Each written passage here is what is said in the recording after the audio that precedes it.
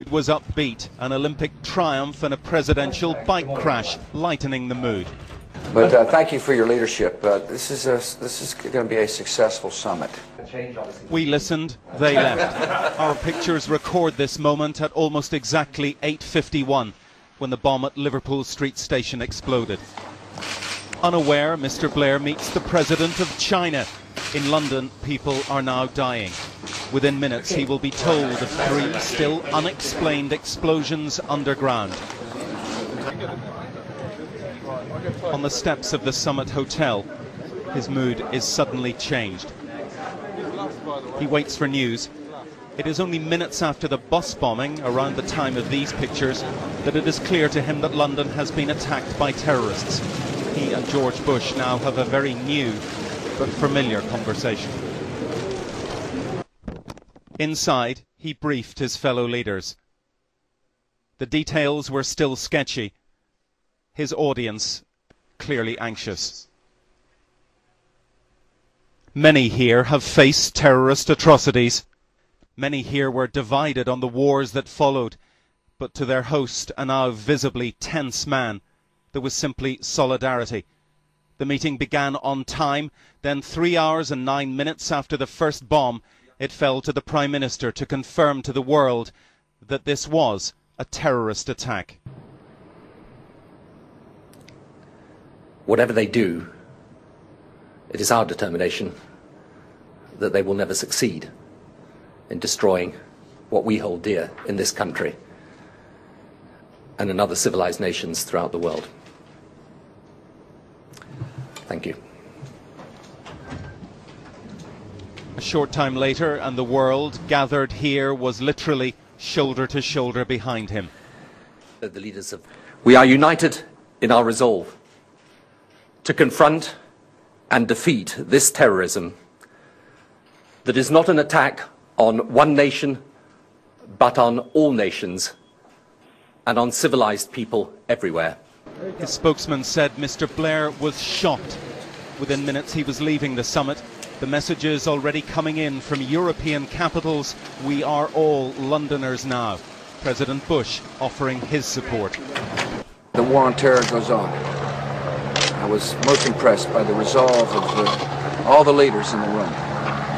Their resolve is as strong as my resolve, and that is we will not yield to these people. We will not yield to the terrorists. Messages too from London, dozens dead and injured. Mr. Blair heading there first by a helicopter that would fly over a Union flag at half-mast. The morning had begun. It was 1:30.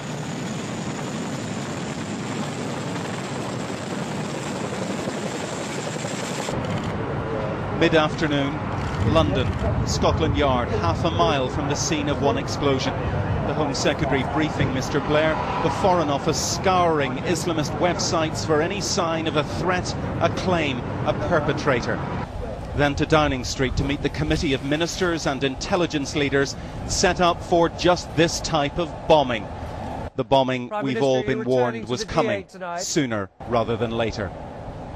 With the death toll at 33, Tony Blair delivered a speech that will long be remembered. This has been a most terrible and tragic atrocity that has cost many innocent lives. There will, of course, now be the most intense police and security service action to make sure that we bring those responsible to justice.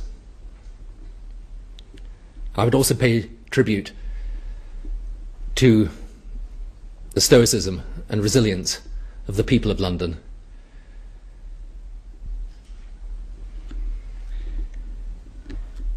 It is through terrorism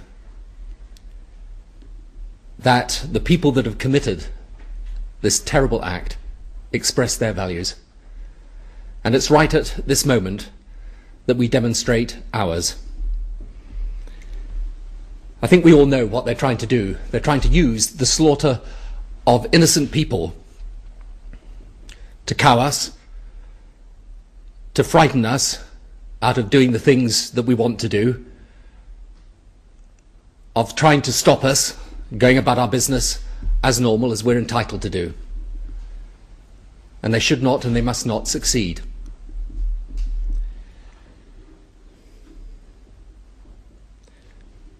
When they try to intimidate us, we will not be intimidated. When they seek to change our country or our way of life by these methods, we will not be changed. When they try to divide our people or weaken our resolve, we will not be divided and our resolve will hold firm. We will show by our spirit and dignity and by a quiet but true strength that there is in the British people, that our values will long outlast theirs. The purpose of terrorism is just that. It is to terrorize people, and we will not be terrorized. Within minutes, the death toll was raised to 37. Mr. Blair left to return to his business, his summit, leaving a bombed and bloodied capital and a people shocked, many in mourning, more than 700 injured. Within the last few minutes, Tony Blair has landed back at the summit to prove tonight and on a new day his resolve that democracy, government and life will go on, despite the carnage of a terrible day. Bill Neely, ITV News.